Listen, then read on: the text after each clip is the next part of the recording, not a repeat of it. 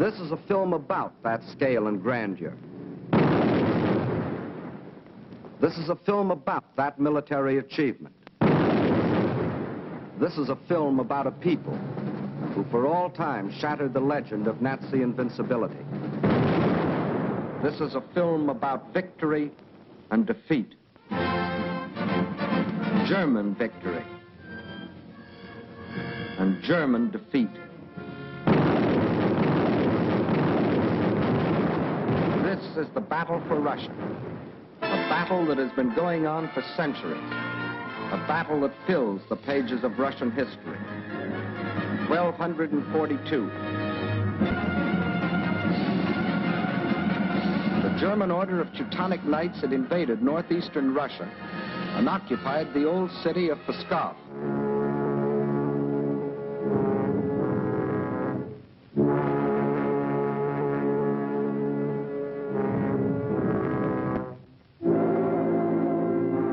Under the leadership of their Grand Master, von Bock, they threatened to enslave the whole population of that area, including the capital, Novgorod.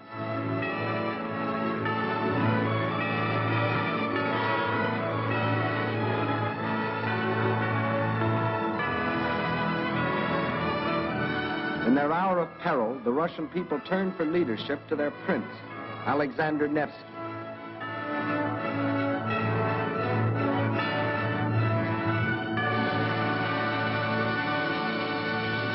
And on April the 5th, 1242, on Lake Peipus, the Russians met the might of the German forces.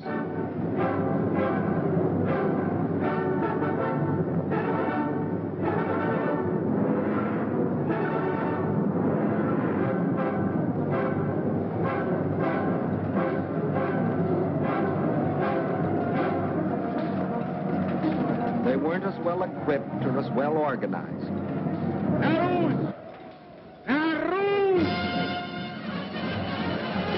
But in their hearts was a flaming courage, a flame so fierce that it pierced the German army.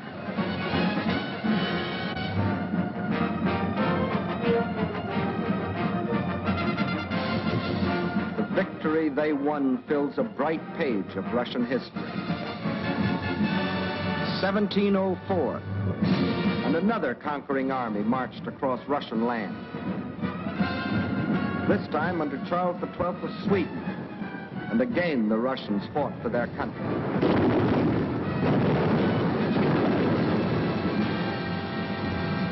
Led by their emperor, Peter the Great, after 5 long years of war, they defeated the Swedes in the historic Battle of Poltava.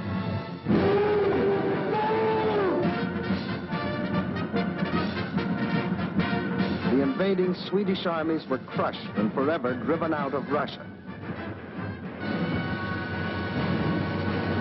1812.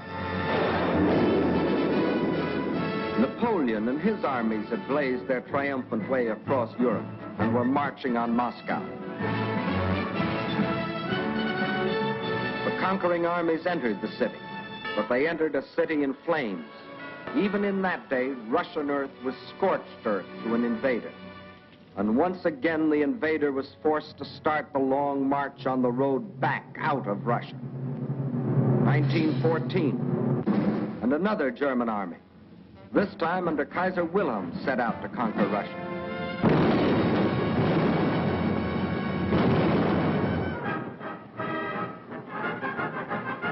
This time, the Russian people, under the regime of the Tsar, were not only fighting German guns, but oppression and corruption in their own country.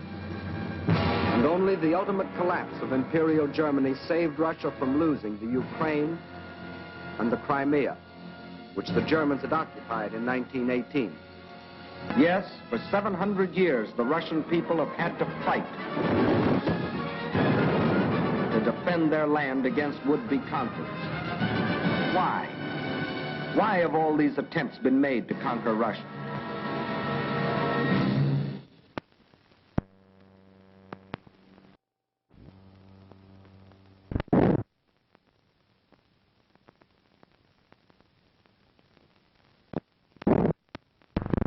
Perhaps Russia itself can provide the answer. Here it is, 1/6 of the Earth's surface, reaching from east to west nearly halfway around the world, and southward from the North Pole to the borders of India. One country of 9 million square miles.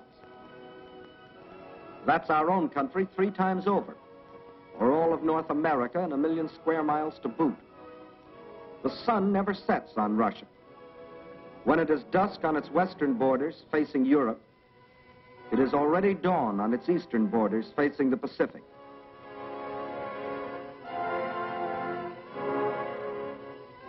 That's Russia, or to be correct, the Union of Soviet Socialist Republics.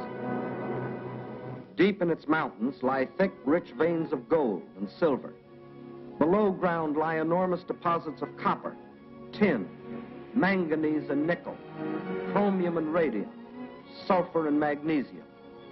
Russia is rich in raw materials. Her forests cover millions upon millions of acres.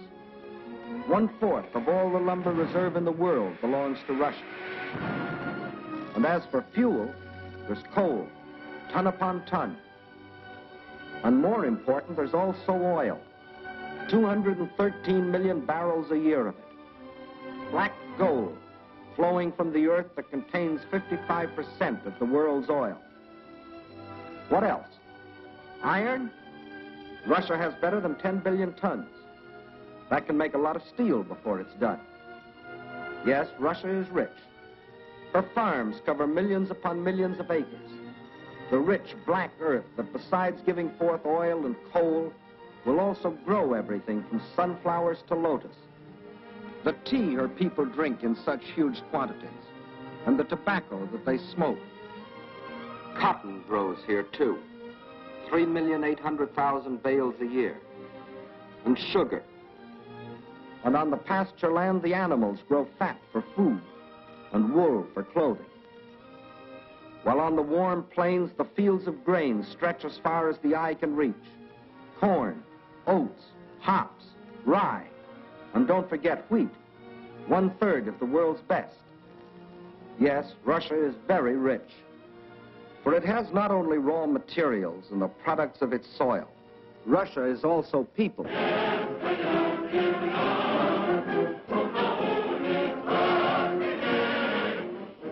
193 million people.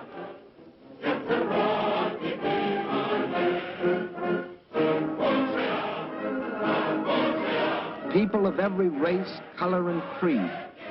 People coming from the many different republics that comprise the Soviet Union. People speaking more than 100 different languages, but all citizens of one country.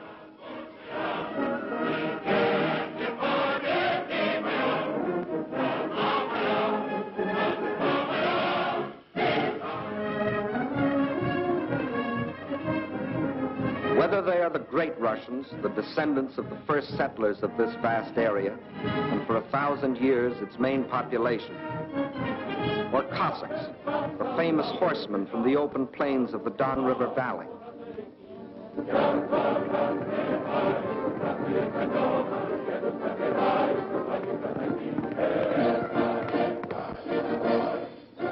Whether they come from the Southwest, the Ukraine,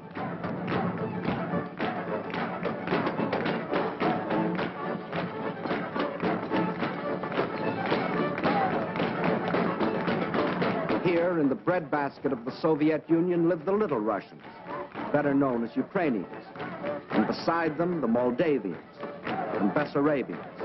Or if they come from the far south, between the Caspian and Black Seas,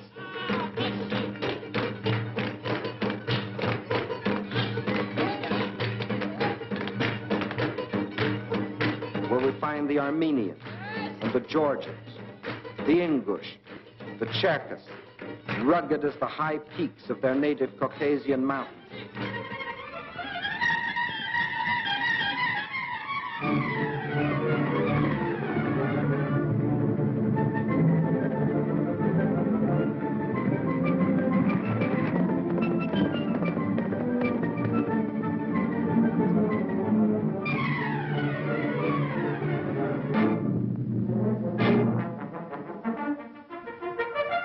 Whether they are Uzbeks, Turkmen, Kyrgyz, from the Persian and Indian frontiers, or Mongols,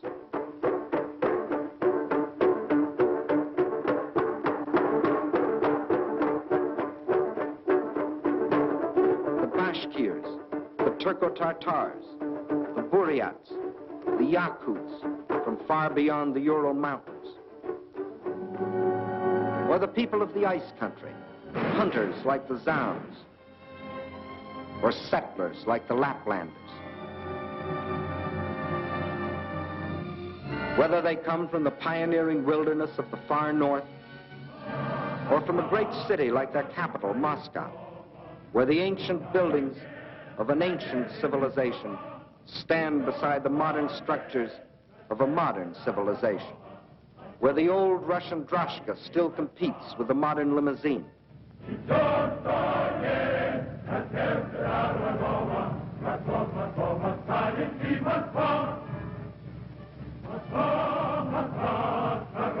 Whether they work in factories or as soldiers, whether they are bricklayers or traffic cops, sailors or riveters, school children or farmers, nurses or engineers, window washers or salesgirls, housewives or postal clerks, radio announcers or stewardesses, scientists or typists, musicians or ballerinas.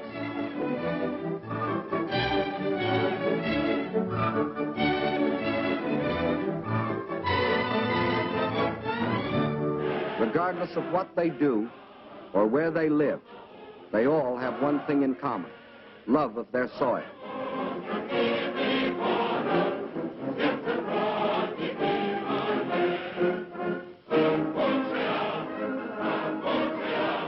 That is Russia. Size, the largest country in the world.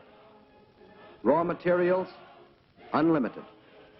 Manpower, 193 million. These are the three reasons why every conqueror in history has wanted Russia. And these are the reasons why the modern would-be conqueror wrote, "When we speak of new territory, we must think of Russia. Destiny itself points the way there." Yes, as we have seen, Germany's spirit of aggression was handed down from generation to generation. And now, in Hitler's Germany, the dream was world conquest. To such a dream, there could be only one answer: collective security. So with this objective, in 1934, the Soviet Union joined the League of Nations. Again and again before the League, its representatives urged binding agreements to support by collective action any nation submitted to attack. The state I represent entered the League with the sole purpose of the maintenance of indivisible peace. The League of Nations is still strong enough by its collective actions to avert or arrest aggression. There is no room for bargaining or compromise. But while some members of the League were pleading vainly for the use of collective force to stop aggression, the world saw other members, Germany, Italy, Japan, withdraw from the League to follow the path of aggression. Manchuria, Ethiopia, then Hitler invaded Austria, Czechoslovakia, and in 1939, Poland, first step on the road to Russia. But his eastward march was interrupted by France and Britain declaring war. So the Germans were forced to turn west, and in 1940, as we have seen, wiped the last opposition from Western Europe. And while the Nazis were unsuccessfully trying to beat Britain to her knees, the German generals were already planning to resume the interrupted Eastern Blitz. The road to Russia was now open. But before that attack, preliminary steps were necessary. South and east of Germany are Hungary, Romania, Bulgaria, Yugoslavia, and Greece. And Hungary had grain, rich fields of it. Grain too good for Hungarians when German soldiers have such good appetites. Hungary had bauxite. Bauxite makes aluminum, and aluminum makes planes. And Hungary had an army. Not the battle-trained German army, but good enough to throw against Russian guns. Romania had not only grain, but oil. And Hitler needed every last drop of power his war machine. Romania also had men, more slave labor, more cannon fodder for the attack on Russia. And most important, Romania and Hungary both had Russian frontiers, and Hitler wanted those frontiers in the hands of German generals. Bulgaria didn't have a Russian frontier, but it did have bases. Bases on the Black Sea, bases for German submarines to prey on Russian shipping. By the spring of 1941, the reactionary governments of Hungary, under the dictatorship of Admiral Horthy, of Romania, governed by young King Michael, who was only a tool in the hands of Hitler's puppet, General Antonescu, and of Bulgaria, ruled by King Boris, always a disciple of German imperialism. All had sold their countries out to Hitler. Now, threatened by a revolt of their peoples, they were only too glad to be protected by Hitler's armies. So by March of 1941, German armies were in occupation of Hungary, Romania, Bulgaria. That still left Yugoslavia and Greece. So long as they remained unoccupied territory, they remained the route for a possible Allied counter-invasion. At one of their regular meetings, Hitler had assigned the job of conquering Greece to his stooge, Mussolini. The stooge was delighted. Here was his chance to prove to his people that he too was a conqueror. But he was wrong. Perhaps the uniforms fooled him. Something did. For after the fascist legions had blitzed on one cylinder this far into Greece, the Greeks, in a brilliantly conducted mountain campaign, drove the Italians back and invaded Albania. Hitler was enraged. The failure of his stooge to protect his southern flank was delaying the attack on Russia. He sent a final ultimatum. For the Yugoslavs and Greeks, it was surrender or else. But the Yugoslavs and Greeks come from a long line of fighting men. Nazi slavery didn't appeal to them.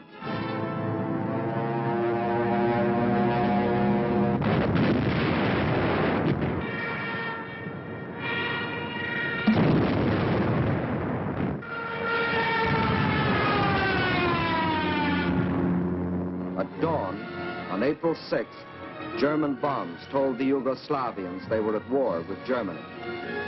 The Nazis and Italians launched a powerful and coordinated attack from all their bases, supported by virtually unopposed aerial bombardment. The conclusion was inevitable. Although resistance was determined, the Yugoslav army was cut up into many small segments and captured. The war in Greece also began on April 6th. There, in spite of fierce and valiant resistance by the Greeks and the British who had come to their aid, the Germans, overwhelmingly superior in both numbers and equipment, forced their way past the Bistritsa River, Mount Olympus, the famous passage. And by the end of April, the swastika flew over the ancient city of Athens. The conquest of the Balkans was now complete. The whole force of Nazi might could now be turned loose on Russia. There was no time to waste, for time was Russia's weapon.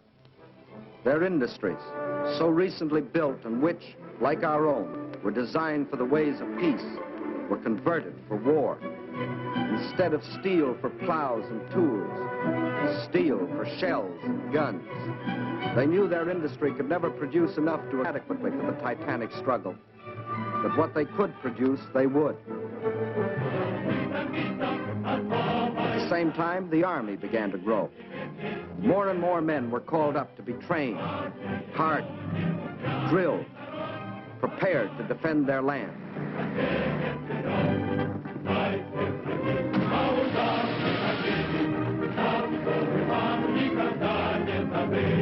With the conquest of the Balkans, the Nazis had a solid front from the Black Sea to the Baltic, but the Russians had built themselves a buffer to take some of the steam out of the Nazi punch, no matter where it landed. But where would it land? When the blow came, it was from 5 different directions, and from the north, 1 extra, just for luck. That was the big day. As dawn broke, nearly 200 Axis divisions, more than 2 million men, plunged into a front 2,000 miles long, reaching from the White Sea to the Black. Their aim, the annihilation of the Red Army in a decisive battle on the frontier.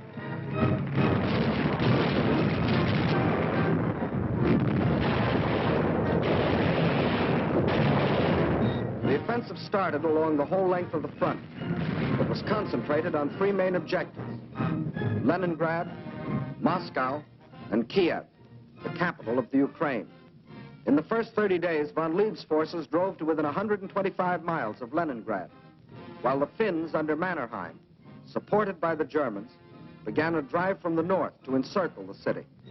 In the center, von Bock's army plunged 480 miles into Soviet territory.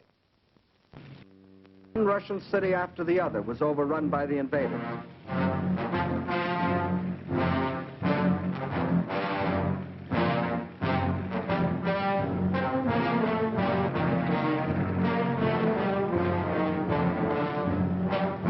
And on July 17th, they captured the first main objective, Smolensk, regarded as the key to Moscow. Simultaneously, in the south, von Rundstedt's forces cut deep into the Ukraine. This was blitzkrieg at its best.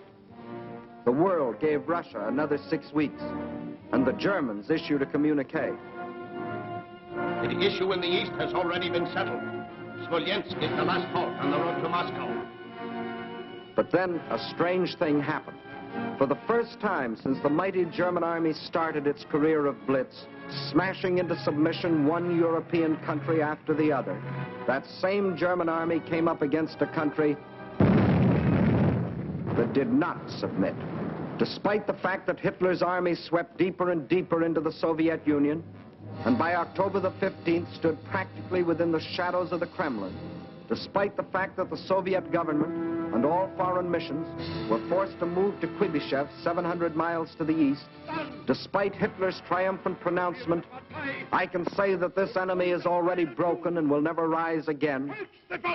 Despite the fact that by December, 500,000 square miles of Russian territory, an area equal to the entire Middle Western United States, had fallen to the invaders. Yes, despite Russia's loss of her best agricultural areas, her most thoroughly developed industrial plants, millions of her people, thousands of her tanks and her planes, despite everything, those 6 weeks had lengthened into nearly 6 months, and the dread Nazi blitz had spluttered, stumbled, and finally died. What had happened here? Let's try to analyze it. First, in this titanic struggle, not only 2 armies, but 2 fighting methods and 2 strategies came face to face. The German strategy was based on the well-tried Keil and Kessel, or wedge and trap maneuver. One wedge would be driven deep into the enemy territory to hook up with another spearhead driven through to meet it. In the trap thus formed, the victim would be pocketed for annihilation. The German plan in every campaign was to seek a decisive battle at the moment of invasion. A single blow must destroy the enemy without regard for losses. A gigantic, all-destroying blow. Remember the campaigns you have already seen in these films. Poland, the Poles concentrated on their borders. The Blitz broke through. 18 days finished Poland. France, the Allied strength on the borders. The breakthrough at Sedan, and the issue of France was settled. The Balkans, the Yugoslavians rushed to the border. The breakthrough came, and in 12 days, Yugoslavia was gone. The Germans planned the same blitz against the Russians. But the Russians had developed their own strategy, one to take full advantage of the vast area of their land. The Russian strategy was a defense in depth, line after line, far back into the interior. And when the Nazi wedge struck, the first line would bend with it until it became part of the second. Again, the wedge would strike. Again, a segment would be lost. But again, the line would bend until it became part of the third. So the deeper the Germans plowed into Russian soil, the stronger their opposition. until finally they faced an unshatterable wall and were robbed of their chance to hit that all-destroying blow they had counted on. The result? The Germans conquered land and lost the campaign. For the Russian tactics kept the main bulk of their armies intact and made a long war inevitable instead of that quick decision the Germans sought. And the Russians had other tactics that threw the Germans for a loss. Germany had developed blitz warfare, mechanized warfare, armies on wheels, juggernauts to crush everything before them.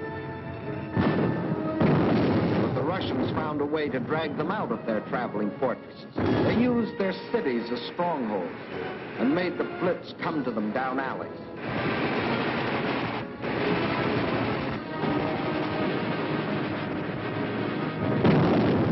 The more a city was bombed, the more impassable it became to the German panzers. They made the names of these Russian cities as familiar to us as the names of towns in the next county.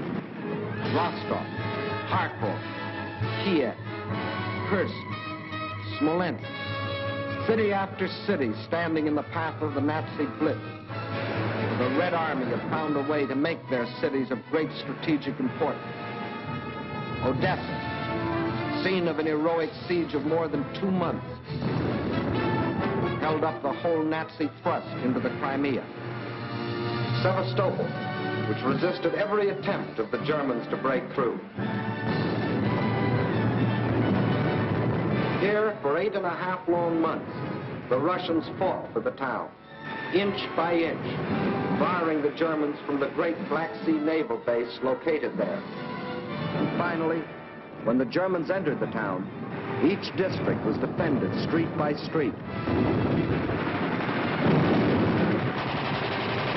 Each street house by house.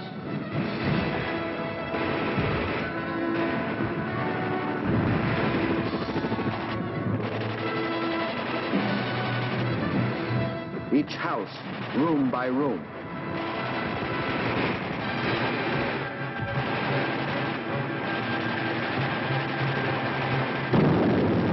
The Russians knew their cities would be demolished, but their objective was not to save cities, but to destroy Germans. A high price to pay for a copy of Mein Kampf. So the Germans were forced out of their armored shells to fight and to die in the hand-to-hand combat they thought they had abolished. There was another item the Germans had overlooked. They overlooked people. And generals may win campaigns, but people win wars. And on that fatal June 22nd, when the Russian people first learned of the invasion of their country, their grim faces told of their determination to fight and to die, but never to surrender. They knew this wasn't a question of who occupied what piece of land. This was a question of life or death. This war is not an ordinary war. It is the war of the entire Russian people. Not only to eliminate the danger hanging over our heads, but to aid all people groaning under the yoke of fascism. So the alarm was spread to factory and farm. And from every Russian town and village, men poured forth to answer the call. From now on, one thing mattered and one thing only: victory. Total war meant total mobilization. Not war just for soldiers. War for everyone. Young or old, male or female, made no difference. Age had nothing to do with it. If you were only 12 years old, there was work for 12-year-olds to do. Sex had nothing to do with it. If you could hold a rifle, you were a soldier. If you could turn a lathe, you were a soldier. If you could harvest the fields, you were a soldier. If you could handle a locomotive or pilot a ship or guide a tractor, you were still a soldier. For everything you did was part of that total war. Nothing that the enemy could use was left behind. Not a yard of wire or a pound of iron. Not an acre of wheat or a head of cattle. And the old men stood watch over the fields, ready to give the word to burn at the first sight of the enemy. Scorched earth. What can't... Scorched earth. What can't be withdrawn must be destroyed. That meant the factories, the plants, the oil depots. Flames claimed them all. The giant dam at Dnipro, into which had been poured not only steel and concrete, but 5 long years of Russian toil and Russian sweat to yield the miracle of electricity to the farms and people of the Ukraine. Now, rather than let the power it generated fall to the enemy, they destroyed it.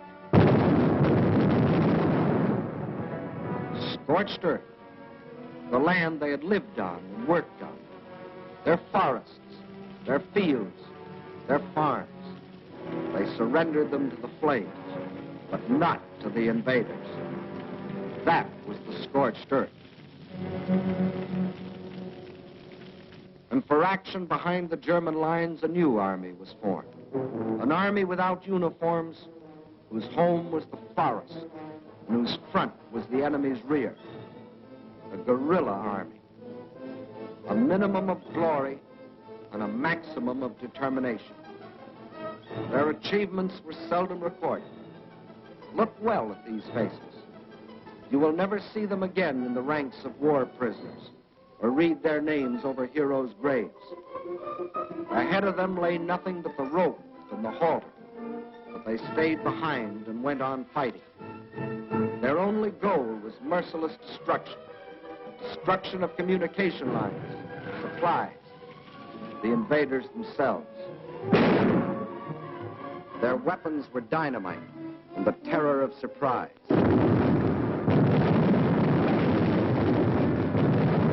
They asked for no mercy, and they gave none.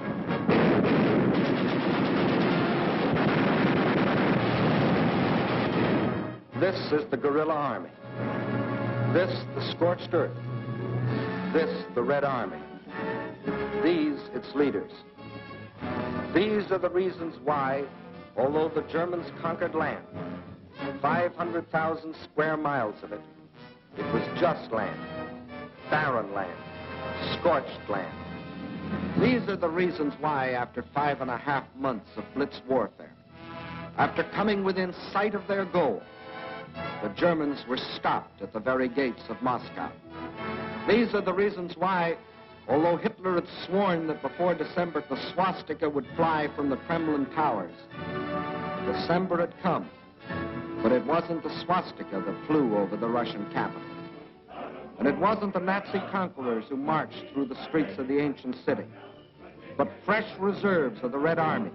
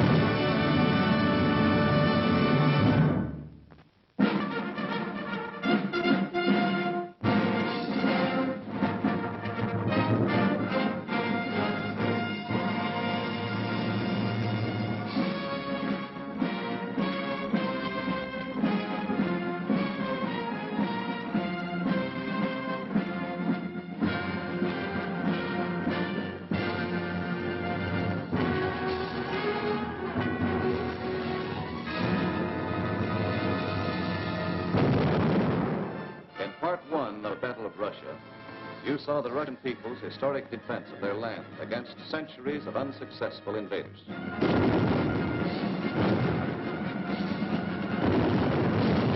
You also saw how after 5.5 months of Nazi blitz, the Russians stopped Hitler at the very gates of Moscow, and how, in spite of Hitler's prediction that by December of 1941, the swastika would fly over the Kremlin towers. December had come, but it wasn't the swastika that flew over the Russian capital, And it wasn't the Nazi conquerors who marched through the streets of the ancient city, but fresh reserves of the Red Army on their way to reinforce and relieve the front lines.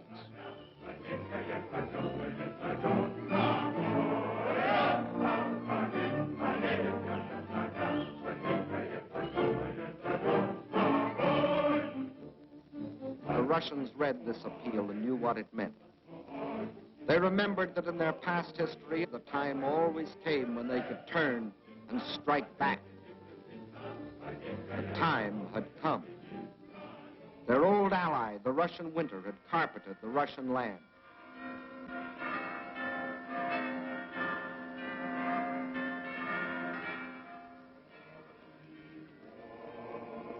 And while in the churches of Russia, men of God prayed for victory against the invader,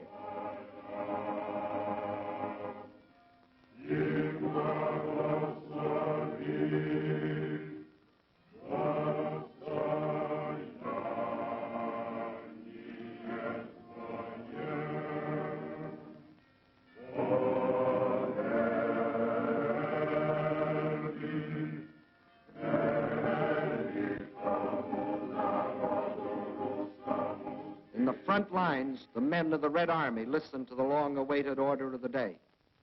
The whole world is looking to you to destroy the German hordes. The war you are fighting is a war of liberation, a just war. Death to the German invaders. Fighter command ready. Bomber command ready. Parachutists ready. Artillery in position. Tanks manned. Cavalry in position.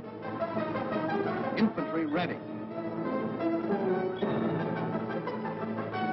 Beyond those hills is the enemy. Alive! Alive! Alive! Alive! Alive!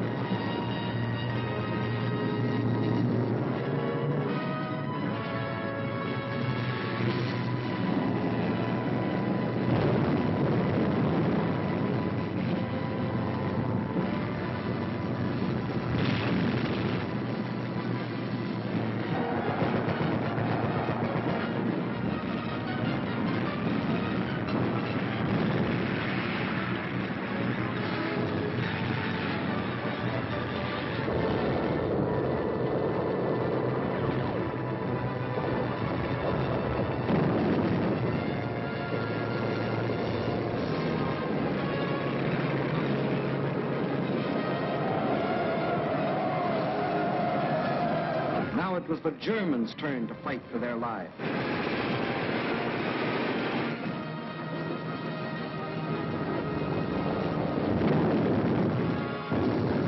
Now, for the first time, it was the German army that retreated.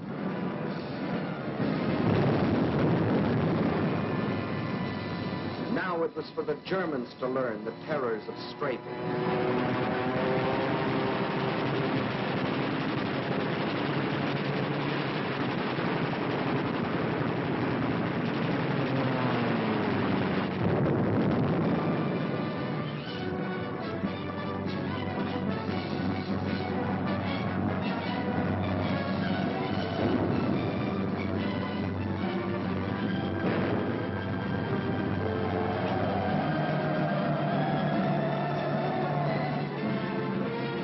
Village after village, town after town, on the Red Army swept through the country which for days and weeks had been under the invaders' yoke.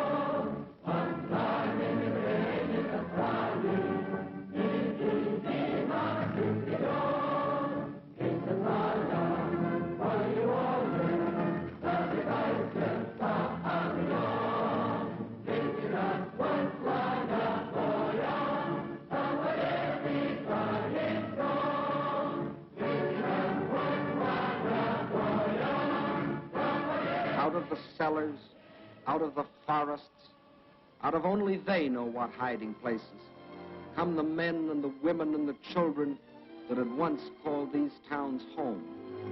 Soldiers and guerrillas find wives and mothers. Friends are reunited. There is thanksgiving in their streets, thanksgiving in their hearts. But there is also something else, something they will never forget, their ruined homes, the shattered towns they once had known as thriving and prosperous communities. They stand gutted now, ghostly relics of what they once had been. Nothing has been spared.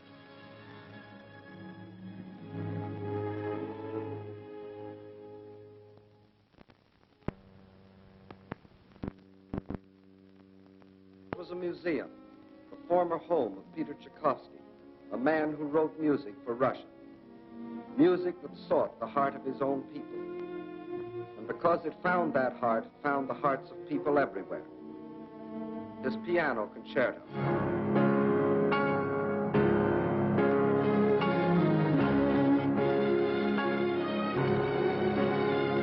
The Fifth Symphony.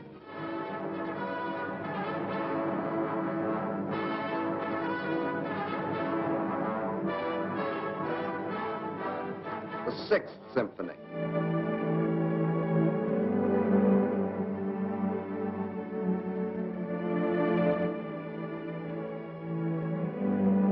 His work was, is, and always will be inspiration to countless millions. But it brought only one inspiration to the Nazis: vandalism.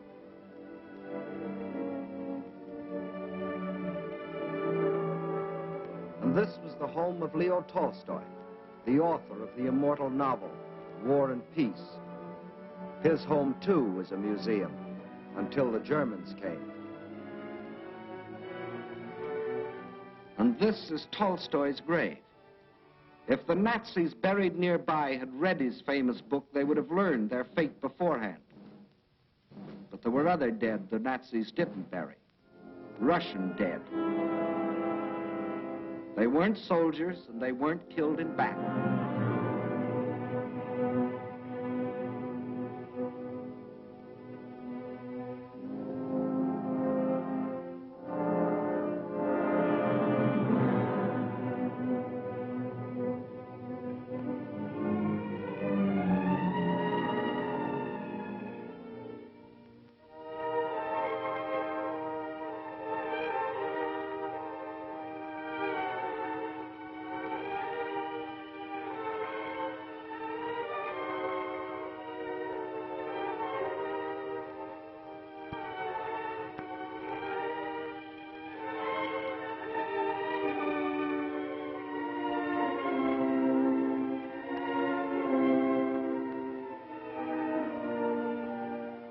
No, these aren't dolls.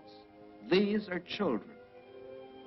Mass murder by orders of the High Command. And there were other children, perhaps more fortunate, perhaps less. Young girls, but not young now. The attentions of the Nazi soldiers aged them very quickly. And whoever resisted the invaders met with this. These are the things the Russians can never forget.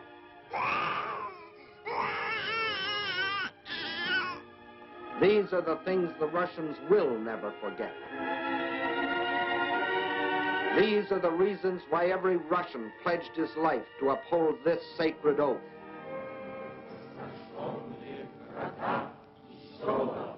За смерть детей и матерей наших.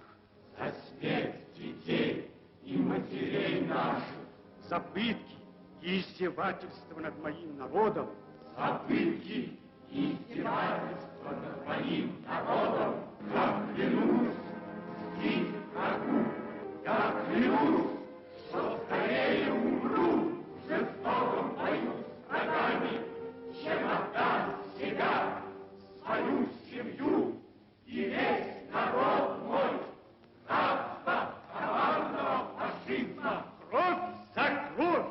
Кровь за кровь. Смерть за смерть. Blood for blood. Death for death.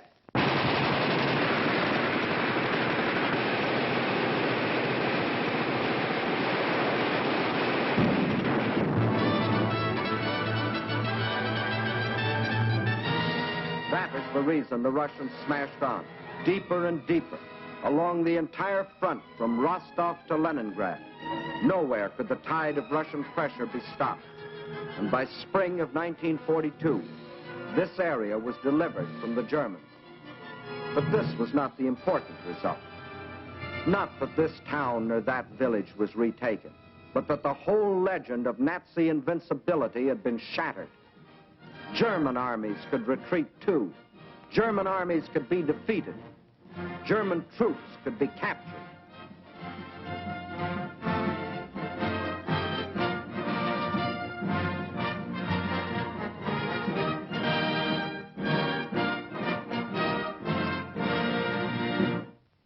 But besides this crushing offensive, there was another factor that shattered the legend of Nazi invincibility.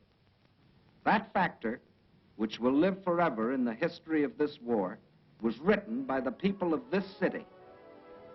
A city now called Leningrad after the leader of the Russian Revolution, Lenin, and which before that was called Petrograd in honor of its founder, Peter the Great. A city which today, with the exception of Moscow, is the most important center in the Soviet Union because some of Russia's largest industries are centered here, and also because it is Russia's principal port on the Baltic Sea and the base for its Baltic fleet. Here, as throughout the Soviet Union, on June 22nd, word came of the attack. But here, the city was only a few miles from German lines. And while the men of the Red Army and the Baltic Fleet moved out to meet the enemy, behind them another army was formed. An army whose weapons were shovels instead of rifles. An army of men. An army of women. An army of children. Feverishly, they dug the trenches, threw up barricades, built defenses, prepared themselves for the worst.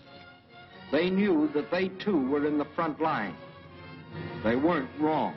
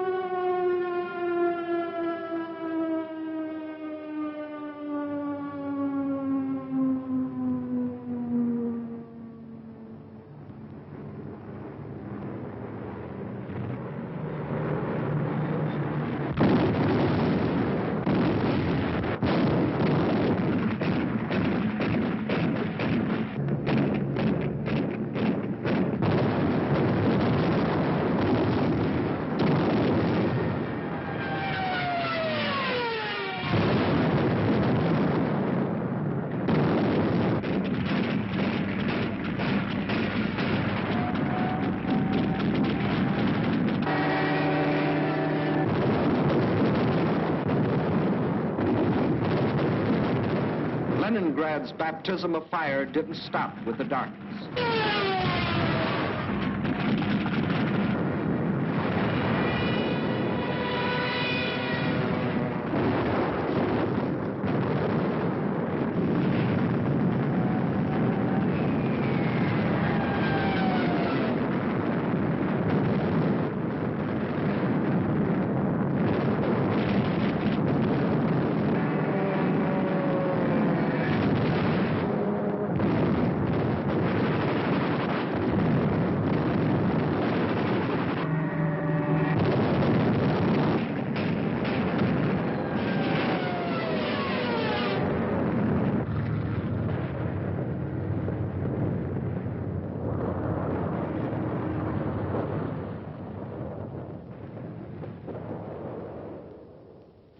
Finally, the morning comes, and the people of Leningrad dig themselves out from the ruins.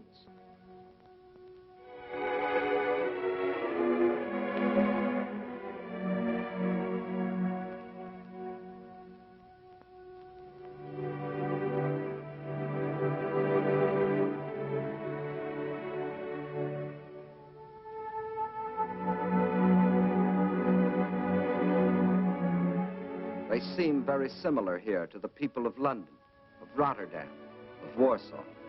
As in those cities, there were ruined homes, museums, and other important military objectives, like the Russian Dumbo from the Leningrad Zoo. But there was one important difference. Bombing from the air was only one small part of what the people of Leningrad had to face.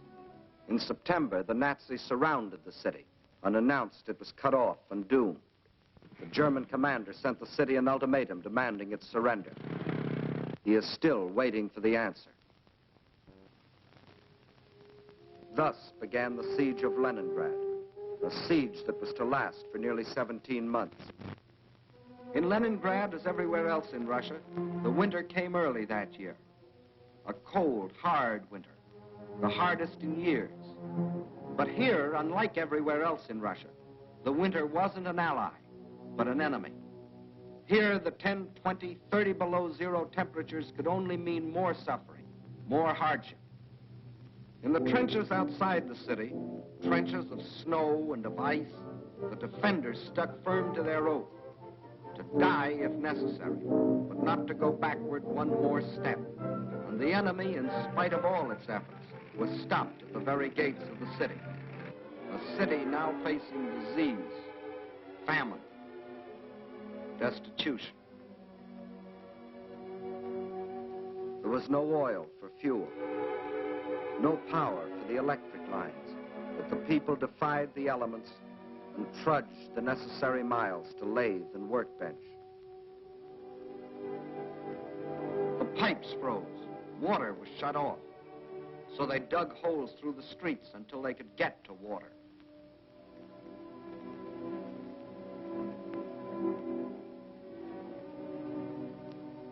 There was no food, and the whole city went on starving. A factory worker got 8 ounces of bread a day. Everyone else, child and adult alike, only 4. And to keep the dread enemy of disease from stalking the streets of their city, an army of women worked with shovels, worked with picks in those streets every day, clearing away the rubble, the refuse, the sources of contamination. Bombs from the air couldn't force the defenders of Leningrad to surrender. Winter couldn't do it. Hunger couldn't do it. So the Germans decided to shell them into surrender. For days, long-range guns hurled ton after ton of high explosives into the heart of the city.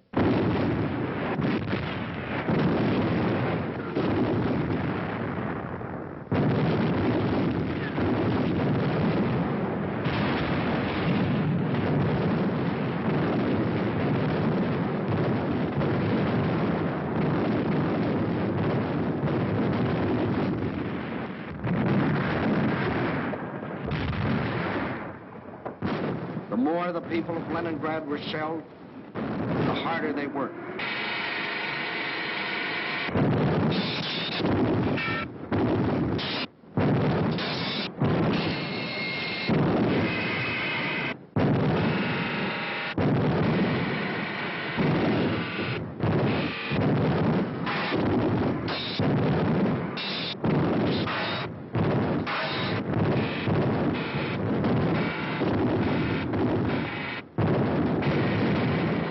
In a rain of high explosives, cut off entirely from the rest of Russia, with only their own hands to depend on, their determination never faltered. Every day, more people died of cold, disease, hunger. This was Leningrad in its darkest hour. And then a miracle happened. To the west of Leningrad is the Baltic Sea, and to the east and north is Lake Ladoga, 7,000 square miles of inland water. The Finns and the Germans occupied one border of the lake to about this point, and in the south the Germans controlled the lake to here. Between these 2 points was a stretch of lakefront still in Russian hands, but there was nearly 100 miles between this shore and the beleaguered city. 100 miles of what had been open water and was now snow-covered ice.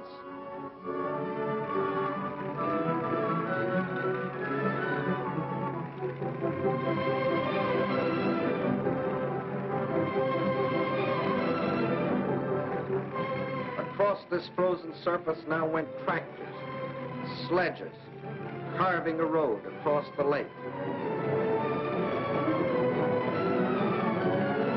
And soon across this highway, from the far side of the lake, poured a stream of trucks, bringing in food, oil, grain, fuel, truckload after truckload of fresh life for the people of the city. Too late, the Germans discovered that they had left one avenue of rescue open.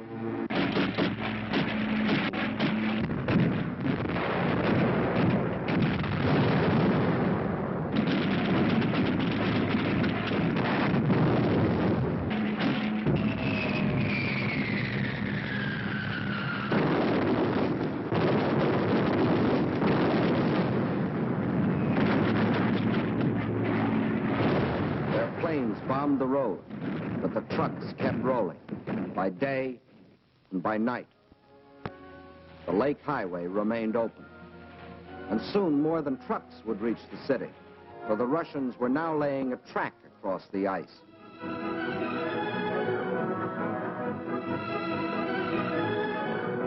To the heroes of Leningrad, says the inscription on this locomotive as it starts its pioneer voyage. From the far shore of the lake, it brings food, medicine, supplies of all kinds. Across the lake and into Leningrad, this train is but the first of many. Trains that not only brought in supplies, but that could take out the wounded, the sick women, the half-frozen children. All those that needed better care. All winter long, the lake traffic continued. And all through that terrible winter, the men of the Red Army, outside the city, found the strength not only to defend, but to attack. Time after time, they hurled themselves against the invader, driving him inch by inch back from the city's outskirts.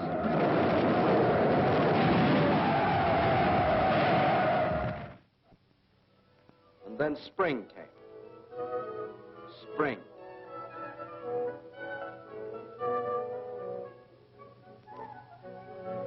Outside Leningrad, the snows begin to thaw, and German bodies are washed from their icebox graves, mute evidence of Russian tenacity.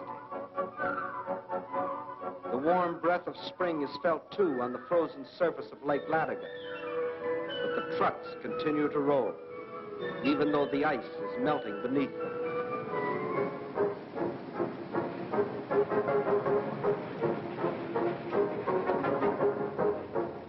Spring, as it invariably does, comes to the city, too.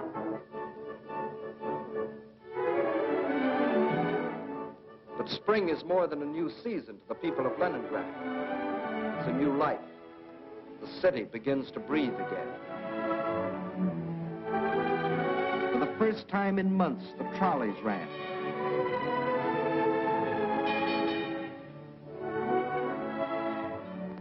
That first day, it seemed that every man and woman and child in the city had to go for a ride.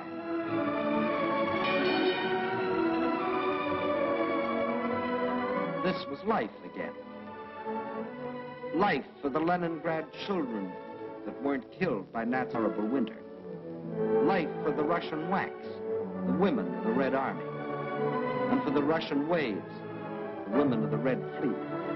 And for the sailors of the fleet themselves, the artists of the famous ballet theater have come to offer entertainment.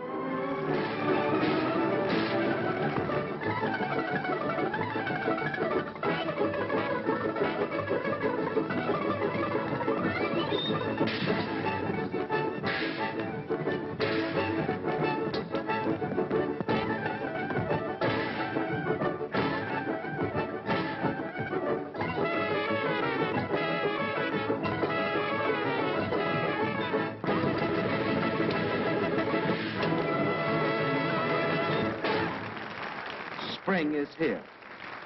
Summer is coming. And Leningrad is still free. Although some Germans did finally succeed in getting into the city. But under different circumstances than they had anticipated.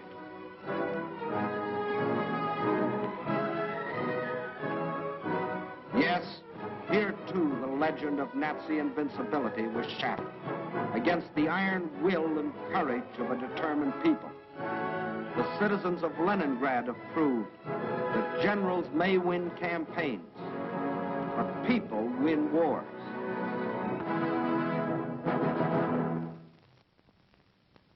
By summer of 1942, new posters were appearing in the streets of Moscow. Posters that greeted and welcomed their allies. Allies whose help was already arriving in Russian ports.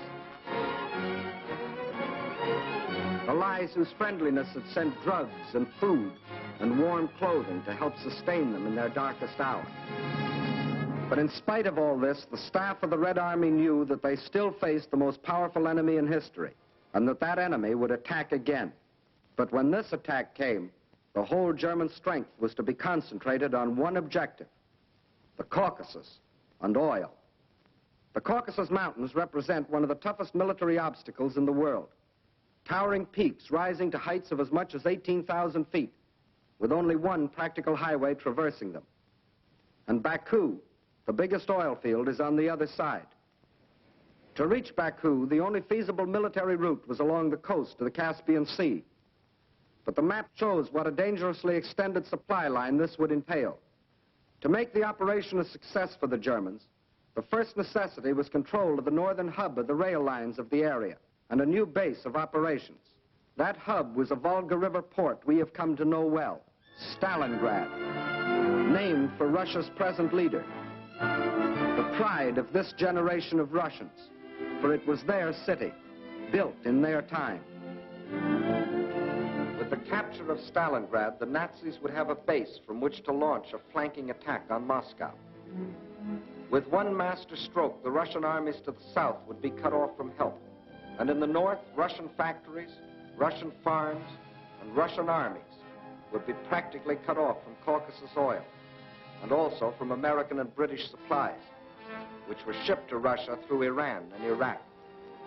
German control of the entrance to the Volga and its two main ports, Astrakhan and Stalingrad, would be a crippling blow for Russia. For the Volga is the vital artery through which flowed the lifeblood of supplies. Early in May, the German offensive began along a front extending from Kursk to the Crimea. Within 2 weeks, the Nazi steamroller had overrun the Kerch Peninsula, although 2 months more were to elapse before embattled Sevastopol finally fell, giving the Nazis complete control of the Crimea and the southern route to the Caucasian oil fields. Next, they started to drive further north and drove through to the Don River in the area of Voronezh, then spread south and east until they occupied the whole area from the Don River south to Rostov. This left them in perfect position to strike against Stalingrad. Further and further south, the drive plunged on, and by the end of August, they had captured the oil fields at Maykoff, needless to say, first demolished by the Russians, and reached the northern Caucasus. Yes, the Germans were only a few miles from their goal, the oil fields at Baku, but two barriers still stood between them: Russian mountains and Russian determination. The people of the Caucasus joined with the army to form an unshatterable wall against the full onslaught of the attack.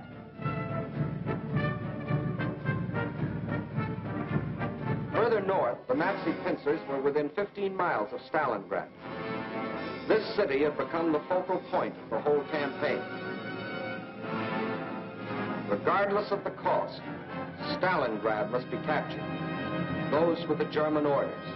Fire! Fire! German guns, German bombs shattered the city into pieces.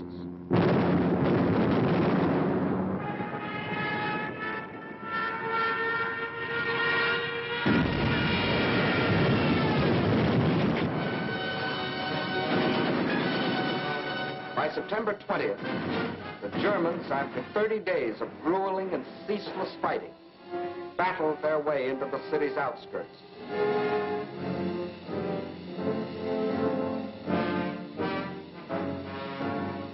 By the end of the month, their drive had carried them through the whole northwest section of the city and into occupation of part of the center, including the railroad station. On the last day of September, Hitler announced that the fall of the city was only a matter of a few days. Once more, the world was afraid a Russian campaign was lost. But once more, the Germans were to stand on the very threshold of victory and still fail. For now, they were to meet a fire of fury such as they had never known.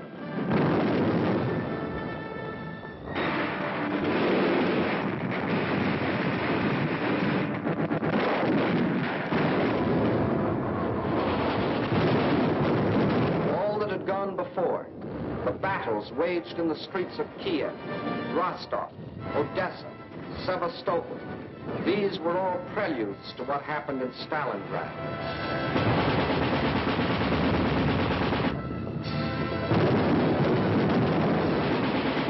Every inch of the city was a strategic point to be defended as such.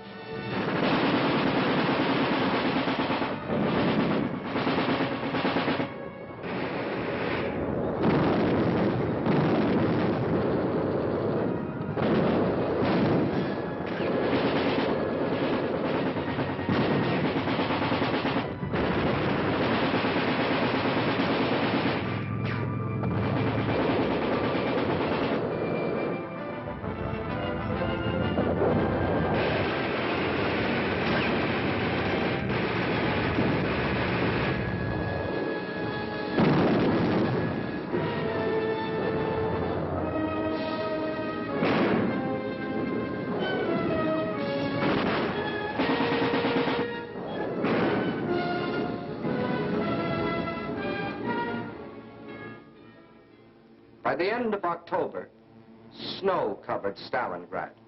From the air, the Germans tried to force the surrender of the Russian-held part of the city.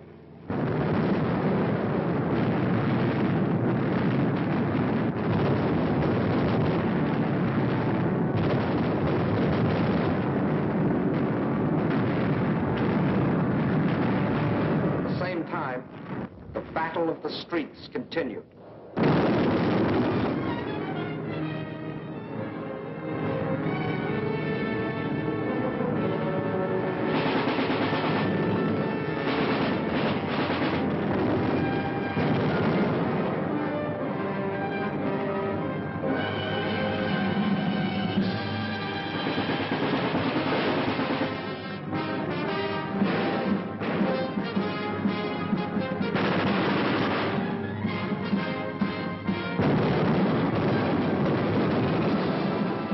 November dawned, the Russians were no longer defending their city inch by inch. Inch by inch, they were regaining it.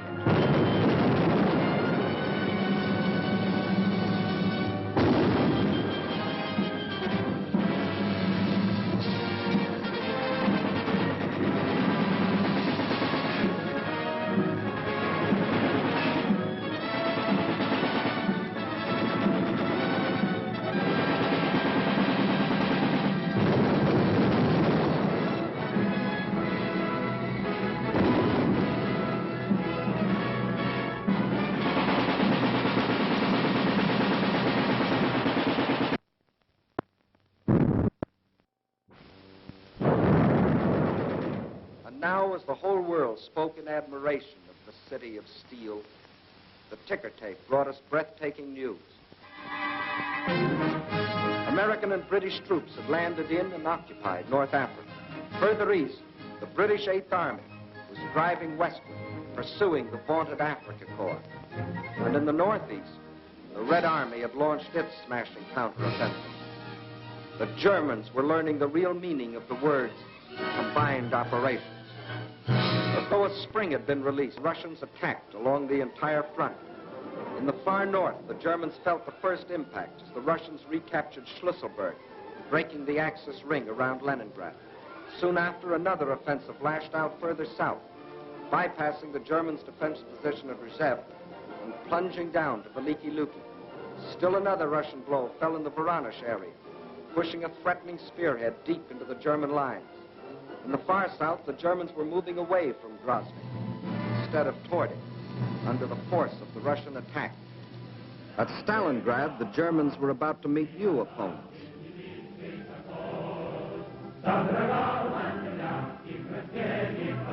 Fresh reserves were arriving from far Siberia. They had been stationed there in case of trouble with the Japanese. Now these troops had been transported to relieve the embattled defenders of Stalingrad.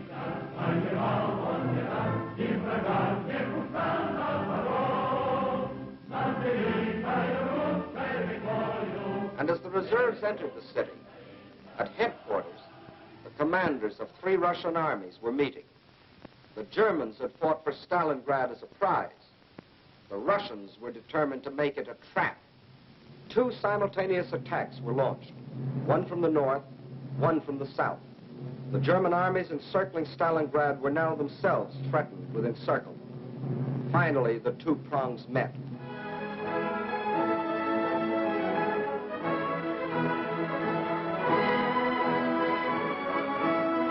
These battle-hardened soldiers of the Northern Army and soldiers of the Southern were emotional as children as they greeted each other. They knew this meeting meant the salvation of Stalingrad and of their country. And on this Christmas of 1942, the people of the Soviet Union can celebrate with happy hearts. They have received a most precious gift from the men of their army, the assurance of ultimate victory. Just as in our hometowns, it is the Children's Day in Moscow. It is a happier Christmas this year. Today, there are no German bombers overhead.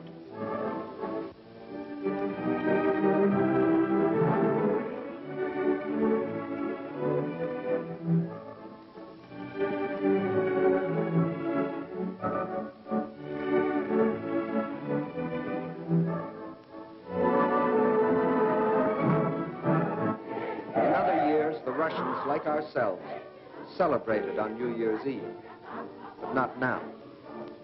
The factories are just as busy as on any other night. The moment comes. It is the New Year.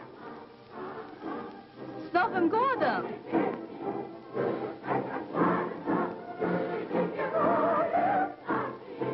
And at the front, the greeting is the same, up to a point. С Новым годом, гвардейцы! Огонь!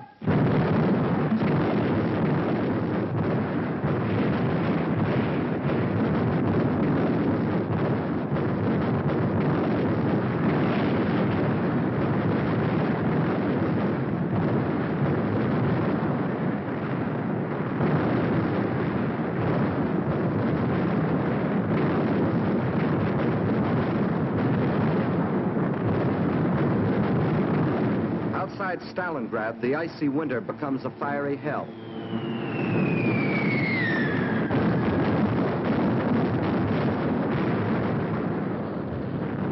Here are concentrated the latest in Russian equipment. Flamethrowers,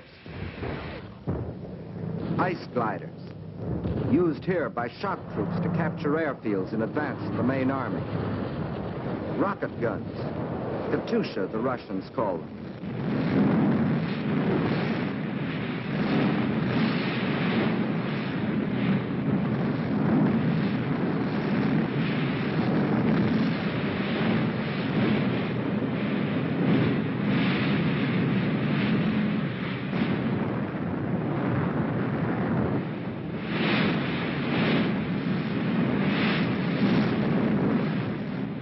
Every last resource of the Red Army was thrown into a crushing offense of ultimate destruction.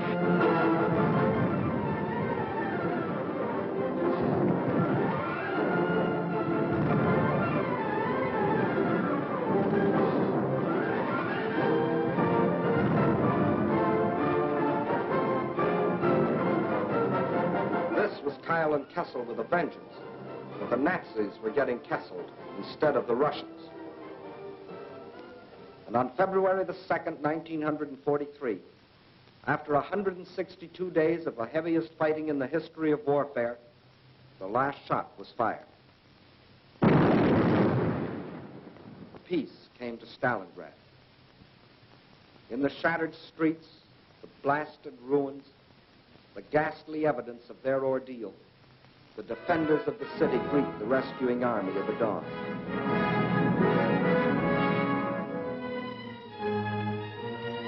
Stalingrad is free. The Nazis had capitulated.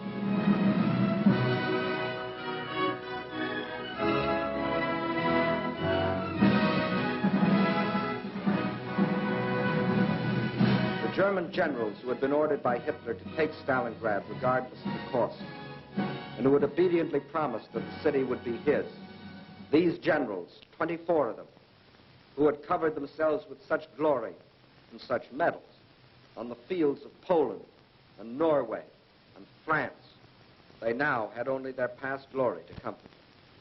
This is Field Marshal von Paulus, Commander-in-Chief of the German armies at Stalingrad.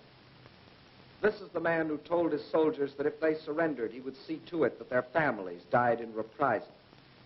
When he faced his captors, perhaps his worried expression reflected an anxiety that Hitler might take the same revenge on his family.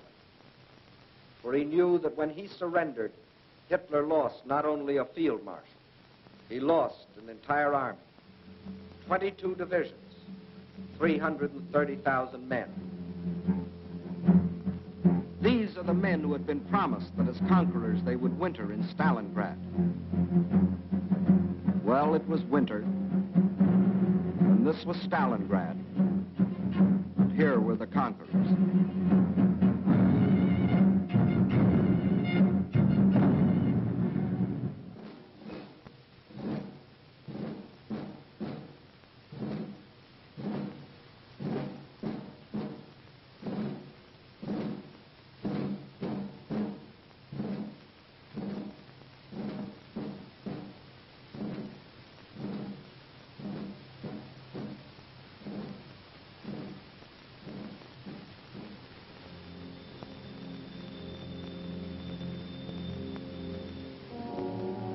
And when another spring broke over the Russian countryside, the results of the winter were clear. The invader had been driven back far beyond the lines he had occupied a year earlier. 185,000 square miles of Russian land had been freed. And in this winter campaign of 1942, the Axis powers had lost 5,090 planes, 9,190 tanks, 20,360 guns, 30,705 machine guns, more than 500,000 rifles, 17 million shells, 128 million cartridges, vast stores of other materials, and 1,193,525 men, of whom 800,000 were dead. That is the story to date of the German attempt to conquer Russia. In 1941, they tried for Moscow and failed. In 1942, they tried for the Caucasus and failed. In 1943, and for as many more years as necessary, they will not only be resisted wherever their failing power strikes, but they will be attacked, attacked, and attacked by these united people of these united nations.